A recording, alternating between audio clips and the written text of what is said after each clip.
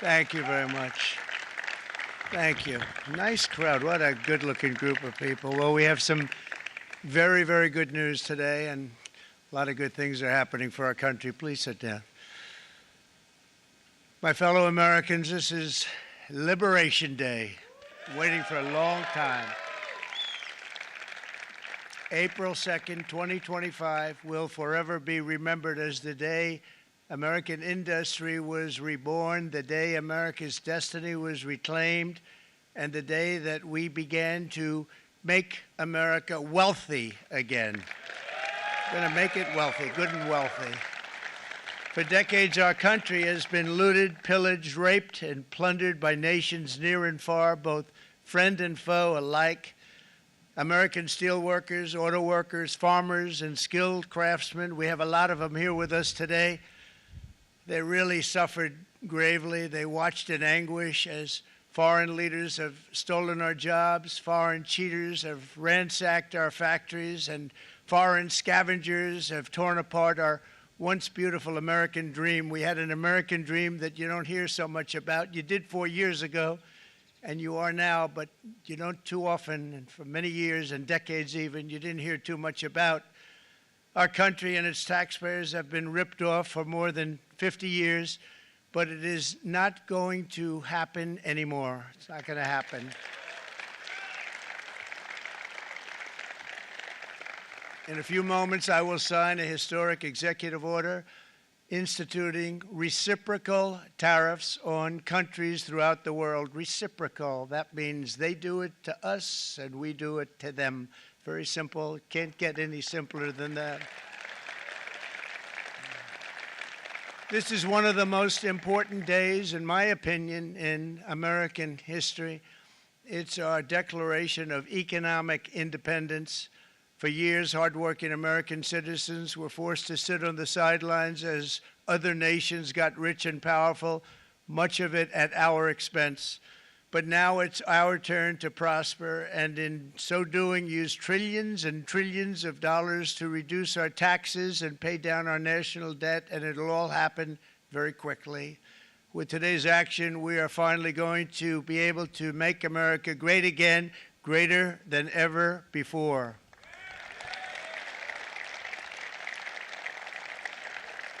Jobs and factories will come roaring back into our country, and you see it happening already. We will supercharge our domestic industrial base. We will pry open foreign markets and break down foreign trade barriers. And ultimately, more production at home will mean stronger competition and lower prices for consumers. This will be indeed the golden age of America. It's coming back, and we're going to come back very strongly. We're pleased to be joined on this momentous occasion by Vice President J.D. Vance. J.D., thank you. Thank you. Thank you very much. Where are you, J.D.? No, that wasn't too hard to find. I was looking, you know, he likes to take a low-key attitude, so it'd usually be sitting right in front. He's gaining a lot of confidence, Mike, isn't he? And nearly my entire cabinet is here, as well as Speaker Mike Johnson, who's done an amazing job. And with the great success we had last night in Florida, we have a majority of 7. And 7's like a lot when we had it at 1, right? You've done a fantastic job. And many of the members of the House and Senate are with us. Senators, Congressmen, thank you all for being with us. We appreciate it.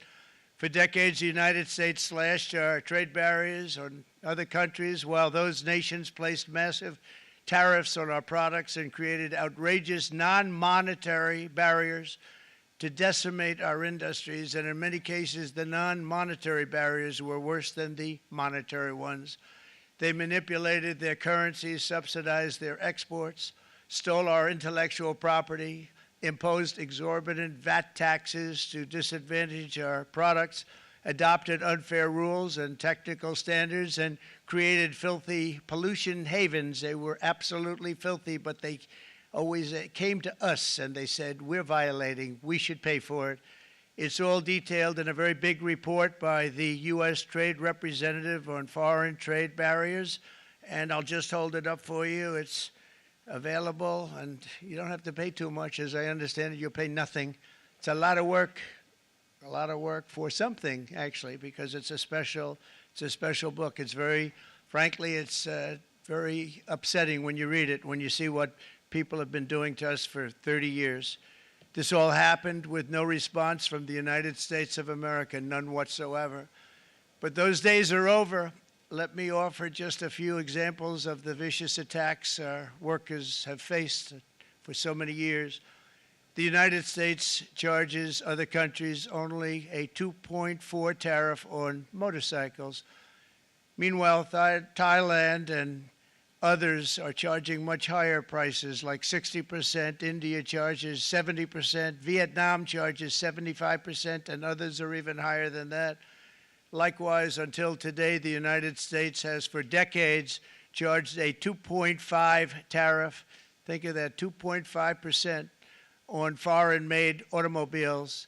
The European Union charges us more than 10% tariffs, and they have 20% VATs, much, much higher.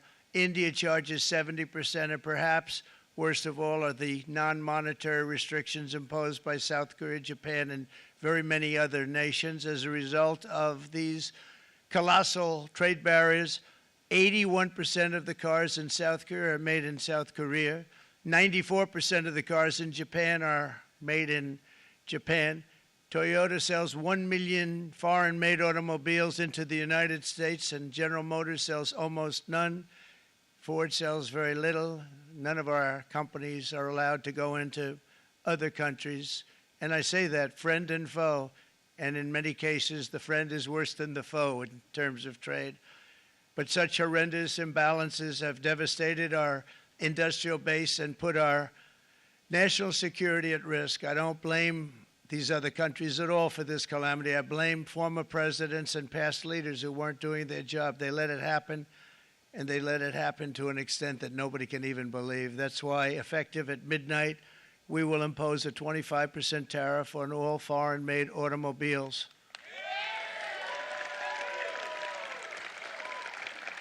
Thank you. Brian, I'd like to have you come up here for a second, okay? I just see him sitting. He's been a fan of ours, and he understands this business a lot better than the economists, a lot better than anybody. Brian, say a few words, please, would you? Thank you, Mr. Thank you. It's a great honor to have you. Thanks. Thank you, Mr. President. I grew up just north of Detroit, Michigan, in Macomb County, known as the home of the Reagan Democrats. My first vote for president was for Ronald Reagan. I thought that was going to be the best president I ever saw in my lifetime until Donald J. Trump came along. I have watched my entire life, I have watched plant after plant after plant in Detroit and in the metro Detroit area close. There are now plants sitting idle. There are now plants that are underutilized, and Donald Trump's policies are going to bring product back into those underutilized plants. There's going to be new investment. There's going to be new plants built.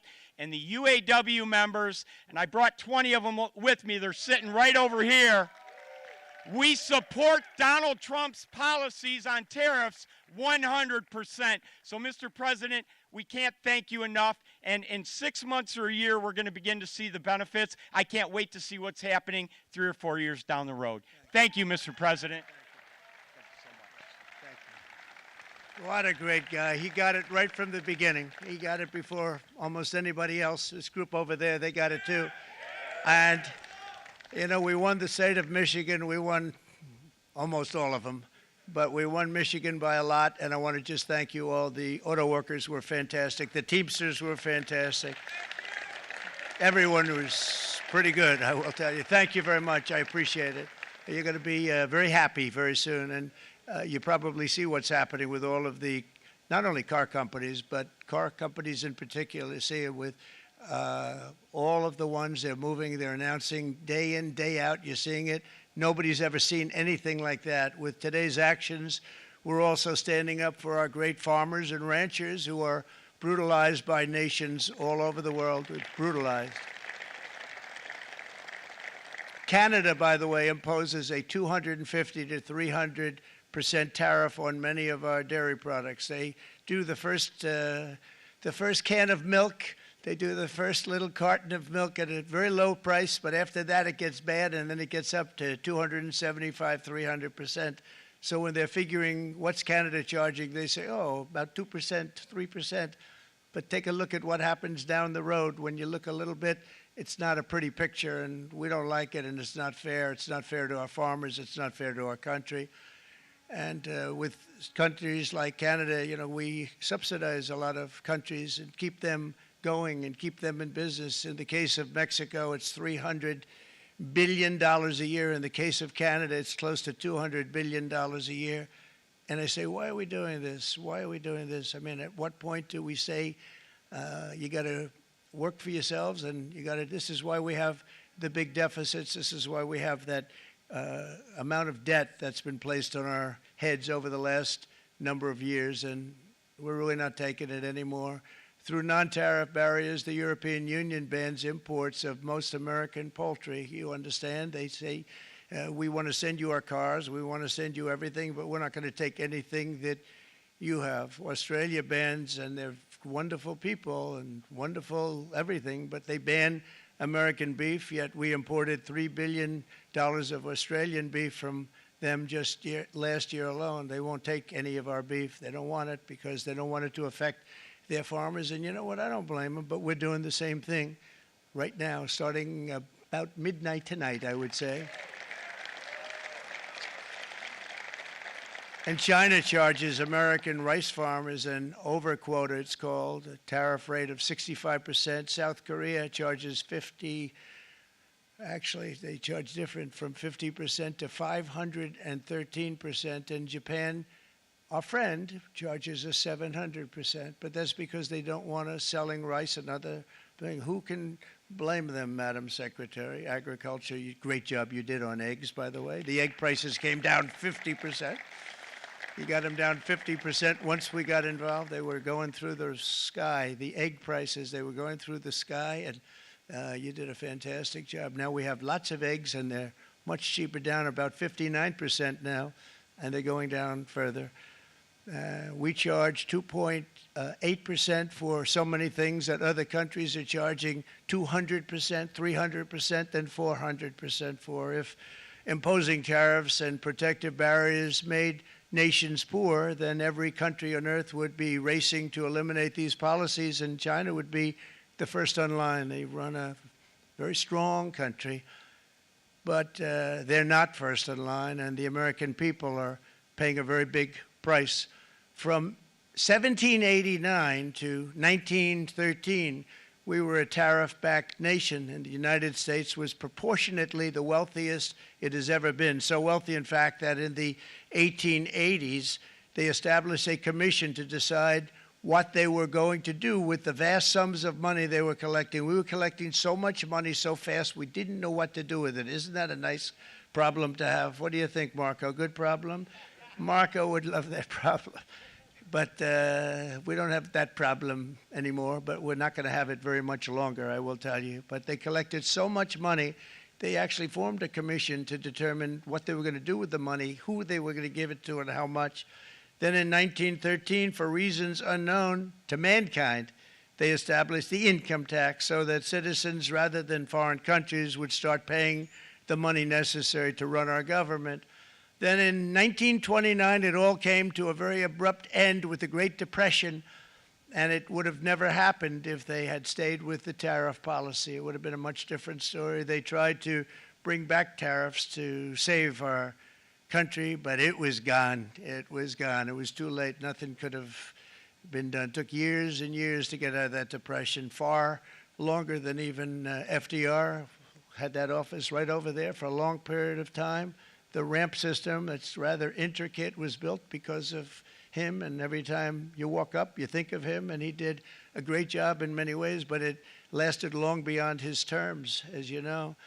But it's not too late any longer, and we're going to start being smart, and we're going to start being very wealthy again. We're going to be wealthy as a country because they've taken so much of our wealth away from us. We're not going to let that happen. We truly can be very wealthy. We can be so much wealthier than any country. It's not even believable. But we're getting smart. Nearly a century later, in the face of unrelenting economic warfare, the United States can no longer continue with a policy of unilateral economic surrender. We cannot pay the deficits of Canada, Mexico, and so many other countries. We used to do it. We can't do it anymore. We take care of countries all over the world. We pay for their military. We pay for everything they have to pay. And then when you want to cut back a little bit, they get upset that you're not taking care of them any longer. But we have to take care of our people, and we're going to take care of our people first. And I'm sorry to say that.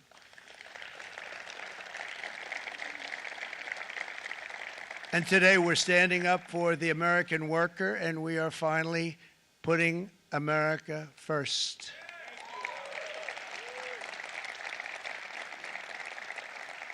In Sleepy Joe Biden's last year in office, the United States hemorrhaged 100,000 manufacturing jobs, and the number was going through the roof at levels never seen before. And our trade deficit reached a record $1.2 trillion, which is unheard of. Since the beginning of NAFTA, the worst trade deal ever made, it was a horror show. I was able to terminate it. They all said you'd never be able to get it out. We had to get approval from Congress to get it terminated. We had to live with that deal. It was the worst trade deal ever made by far. But since the very beginning of NAFTA, our country lost 90,000 factories. Think of what that is, 90,000. Think about putting a map up and putting tax on it. You wouldn't have enough room. 90,000. I said, is that possible? We had it checked 4 different times, and it was actually somewhat higher than that. And 5 million manufacturing jobs were lost while racking up trade deficits of $19 trillion. That was the worst trade deal ever made. As a result of these gigantic losses, foreign nations now own $26 trillion more of American assets than think of this, than the Americans own of their own foreign assets or other foreign assets. The United States can no longer produce enough antibiotics to treat our sick. We have a tremendous problem. We have to go to foreign countries to treat our sick. If anything ever happened from a war standpoint, we wouldn't be able to do it. We import virtually all of our computers, phones, televisions, and electronics. We used to dominate the field, and now we import it all from different countries. A single shipyard in China now produces more ships every year than all of the American shipyards combined. Think of that. And it was a business that we used to dominate. We used to dominate it totally. In short, chronic trade deficits are no longer merely an economic problem. They're a national emergency that threatens our security and our very way of life. It's a very great threat to our country. And for these reasons, starting tomorrow, the United States will implement reciprocal tariffs on other nations. It's been a long time since we even thought of that. We used to think about it a lot. We didn't think about it for many decades, and you see what's happened. For nations that treat us badly, we will calculate the combined rate of all their tariffs, non-monetary barriers, and other forms of cheating. And because we are being very kind, we're kind people, very kind. You're not so kind when you got ripped off with your salaries. My auto worker friends and my Teamster friends and all of the unions that typically voted Democrat, they're not voting Democrat anymore because worker, whether union or non-worker, they're for the Republicans now. That's what happened. But we will charge them approximately half of what they are and have been charging us. So the tariffs will be not a full reciprocal. I could have done that, yes, but it would have been tough for a lot of countries who didn't want to do that. I'd like to see the chart if you have it. Could you bring it up, Howard?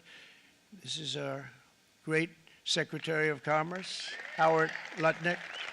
Thanks, Howard.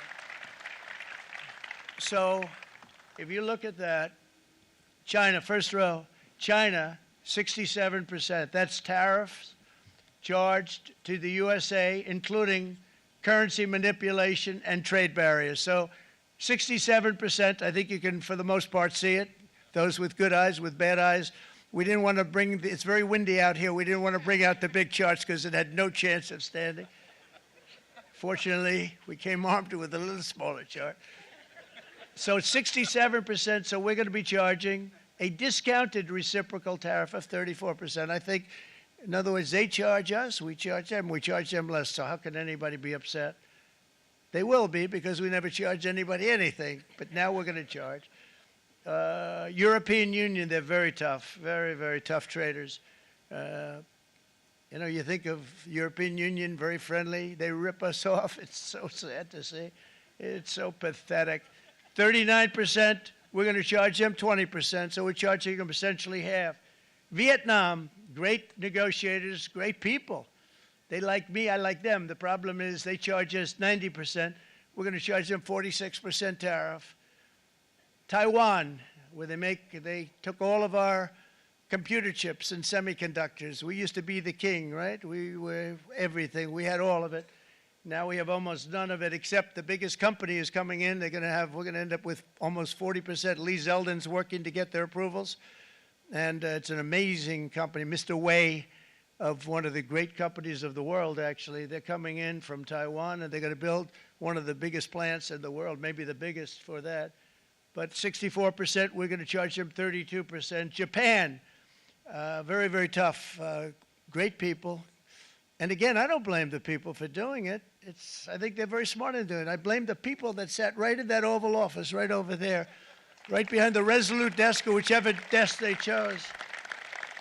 Japan, 46%. They would charge us 46%, and much higher for certain items like cars, you know, little items like cars. 46%, we're charging them 24%. India, very, very tough, very, very tough. The Prime Minister just left, and he's a great friend of mine, but I said, you're a friend of mine, but you're not treating us right. They charge us 52%. You have to understand, we charge them almost nothing for years and years and decades, and it was only 7 years ago when I came in, we started with China and charged them. We took in hundreds of billions of dollars from China in tariffs, and they understood, honestly. President Xi understood. He said, look, I understand, and the other countries, and they all understand. We're going to have to go through a little tough love, maybe, but they all understand. They're ripping us off, and they understood it. Prime Minister of Japan, Shinzo Abe. He was a fantastic man. He was unfortunately taken from us, assassination. But I went to him and I said, Shinzo, we have to do something. A trade is not fair. And he said, I know that, I know that. And he was a great gentleman. He was a fantastic man, but he understood immediately what I was talking about. I said, Shinzo, we have to do something. He said, I know that. And we worked out a deal, and it would have been a much better deal, but frankly, there were many years left on the deal that was made previous to my getting there, but it was something. If you look at Switzerland, 61% to 31%. Indonesia, Malaysia, Cambodia. Oh, look at Cambodia, 97%. We're going to bring it down to 49. They made a fortune with the United States of America. United Kingdom, 10%, and we'll go 10%. So we'll do the same thing. South Africa, 60%, 30%, and they've got some bad things going on in South Africa. You know, we're paying them billions of dollars, and we cut the funding because a lot of bad things are happening in South Africa. The fake news ought to be looking at it. They don't want to report it. Brazil, 10%, 10%. Bangladesh is 74%. So you see what's going on. Pakistan, 58%. Sri Lanka, 88%. So what we're doing is we're taking not the full, we could take the full 88%. Thanks a lot, Aaron. He's doing a very good job. How's he doing, all right? I think you better take it with you. It's not going to last very long. He's going to put it, it's going to follow you down with the wind. I brought a hat just in case it got too windy, but here, would anybody like a hat? I'm not giving it to a cabinet. I'm giving it to the auto workers. Come here.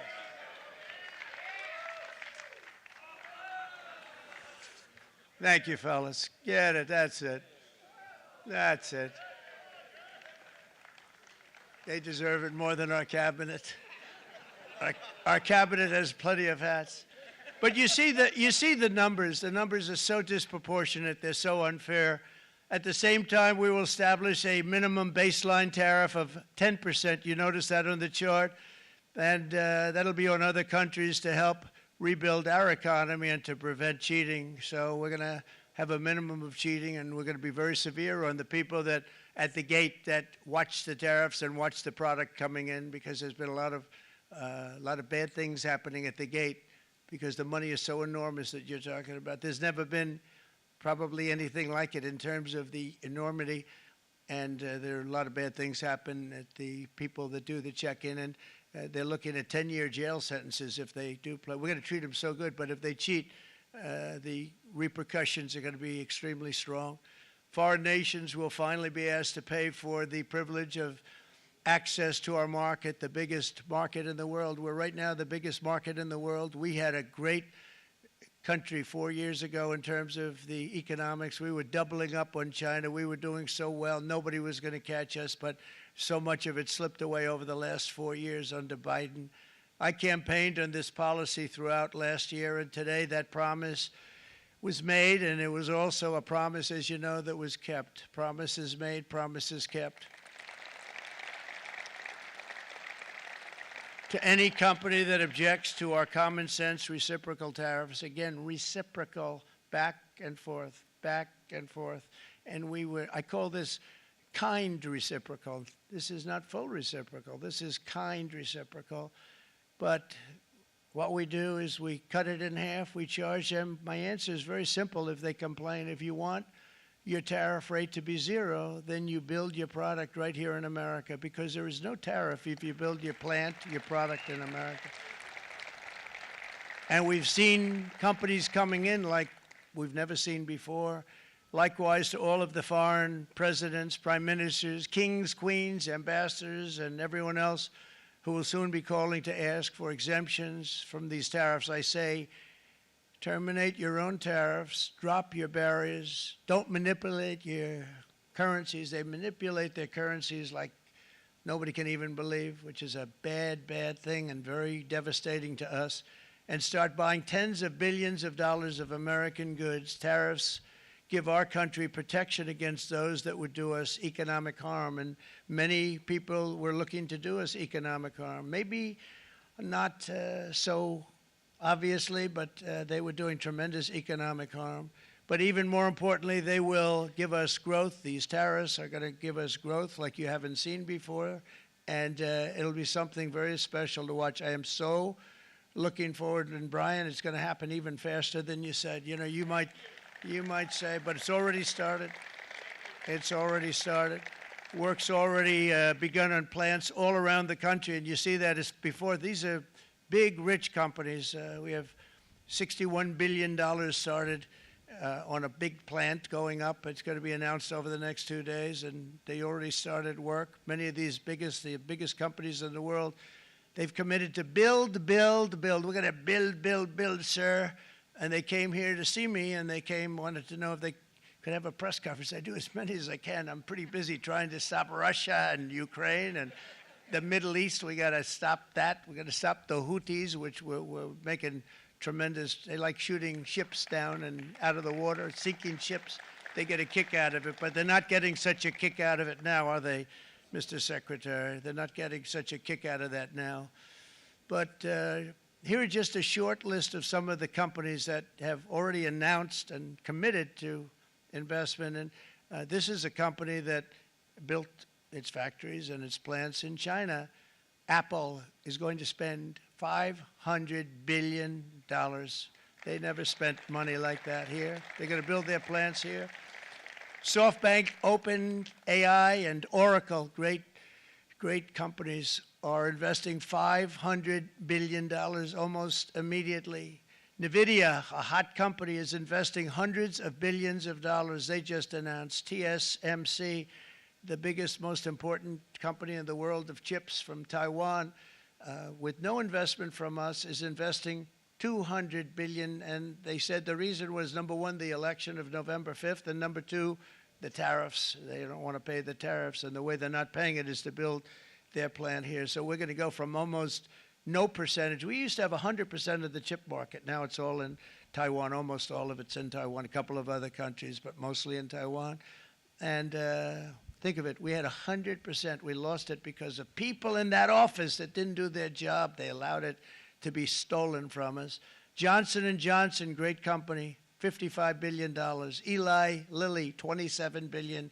Meta is investing $500 billion. Wow.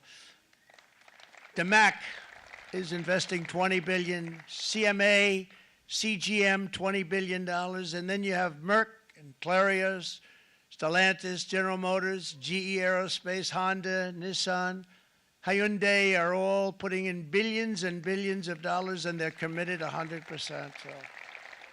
And we've never had, and this is after 2.5 months. This is after just a short, this all took place as soon as we came out with what everybody wanted to do. You know, I watched a gentleman today on television, he used to work with Lee Iacocca, a very respected automobile person, and he said, you know, because they're asking people, and they try and get as many negative people as they can, but they can't find them too much. It's pretty hard to find in terms of what we're doing, especially when they see all this investment.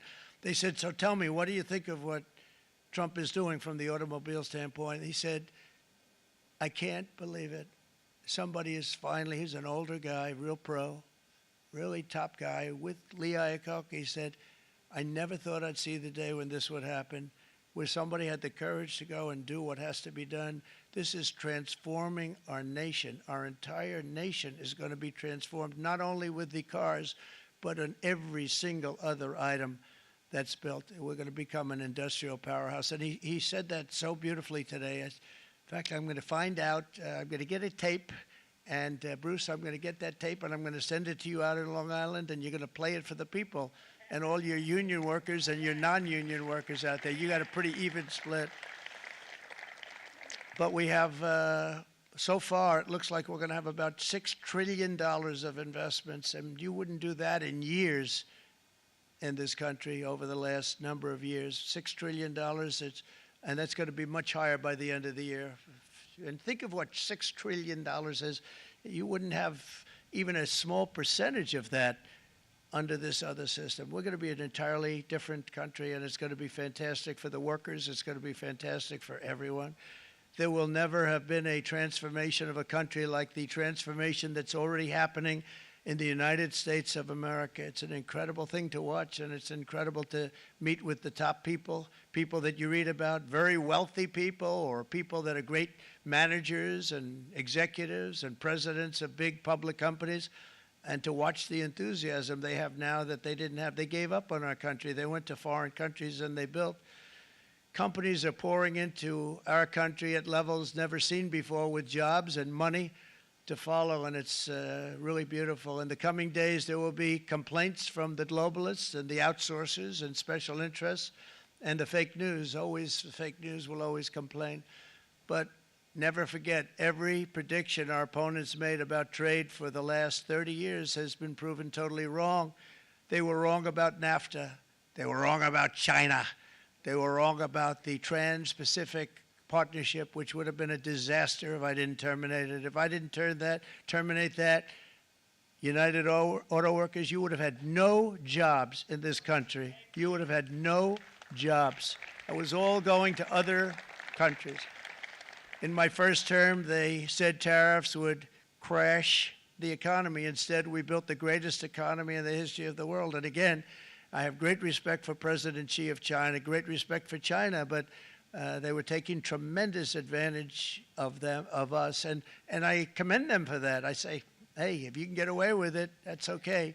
But, you know, they understand exactly what's happening, and they probably, most of them are saying it's about time they did something, but and they're going to fight, and they're going to fight fair. Everyone's going to fight. You know, it's like, I say to the leaders, look, you got to take care of your country, but we have to start taking care of our country now.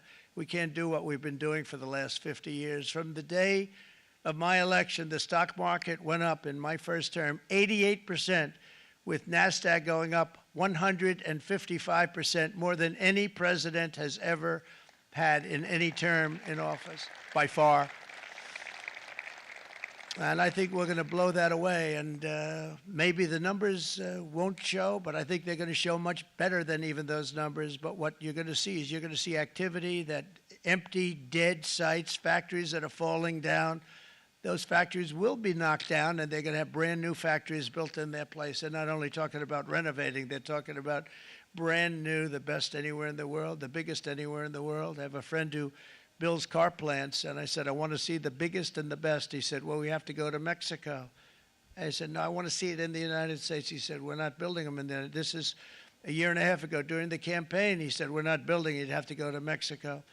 When I was starting to decide to run, and I went to number one in the polls very rapidly, I want to say, like let's say in the first hour, and then shortly thereafter, it looked like I was going to win, and the fake news was saying, oh no, don't do this. What they don't know is if I didn't win, they would have really been in trouble, because nobody wants to read them anyway. But I tell you what, when it looked like I was going to win, I announced that I was going to be doing exactly what we're talking about today. Great consistency, actually, because I've been talking about it for 40 years, but because I saw what was happening 40 years ago. If you look at my old speeches when I was young, very handsome, my old speeches, and that people would say, I'd be on a television show, I'd be talking about how we were being ripped off by these countries. I mean, nothing changes very much. The only thing that changed were the countries, but nothing really changes. But it's why it's such an honor. It's such an honor to be finally able to do this. If you look at China, I took in hundreds of billions of dollars in my term, hundreds of billions. They never paid 10 cents to any other president, and yet they paid hundreds of billions, so much so that Biden couldn't do anything. They wanted to try and terminate it because he had a very special relationship with China. You know what the relationship was? He had a special relationship. But the numbers were so big, that they couldn't do it. So they did ease it up. They did things that they shouldn't have done. They made it a lot more comfortable for them, but they couldn't do it because the numbers were hundreds of billions of dollars, and I did that. And we were on our way to doing something like incredible. And then we had a very bad election happen, a very bad election. A lot of bad things happened. So when I said we got to do it again, I said we have to make it too big to rig. And we made it too big to rig, and we won in records, and it was a monumental win. And it was such an honor to see so many of you, like Brian and your friends, here with us to celebrate, and to more importantly celebrate what we're doing, because that wouldn't be a full celebration if we didn't do this, because this will be an entirely different country in a short period of time. It'll be something the whole world will be talking about it. The critics made the very tired predictions earlier this year, but in February, core inflation dropped to the lowest rate in 4 years, and the price of eggs, as you know, just in a month and a half, we were there for 4 weeks, and the first week I got blamed for eggs. I said, I just got here. They said eggs have gone up at like 250%, and you can't get eggs, and they were going crazy. And I said, I just got here. And then we got to work on eggs, and we got to work on everything. And our great Secretary of Agriculture, you did a fantastic job, Brooke Rollins. She did a fantastic job. And as I said before, the price of eggs dropped now 59%, and they're going down more, and the availability is fantastic. They were saying that for Easter, please don't use eggs. Could you use plastic eggs? I said, we don't want to do that. We want to, and you really came through. It's an amazing job. Thank you very much, Brooke. You did great. But likewise, an old-fashioned term that we use, groceries. I used it in the campaign. It's such an old-fashioned term, but a beautiful term, groceries. It sort of says a bag with different things in it. Groceries went through the roof, and I campaigned on that. I talked about the word groceries for a lot, and energy costs now are down. Groceries are down. Gasoline is way under $3, and people are beginning to be able to buy things and live again. We brought prices way down. We created 10,000 already in a few weeks, new manufacturing jobs. And it was that took place in 1 month, numbers that they haven't seen in a long time. We had virtually no inflation under my term. We had virtually no inflation for 4 years, but after transitioning over to Sleepy Joe, it went from almost non-existent to the highest in the history of our country. They had the highest inflation in the history of our country, brought up by energy and bad spending and bad policy, and a lot of bad things happened. How about allowing millions and millions and millions of people to pour into our country with open borders, where it's so sad to see even now, And I see our great secretary you have done. Stand up, please, Christy. Stand up. Christy Nome.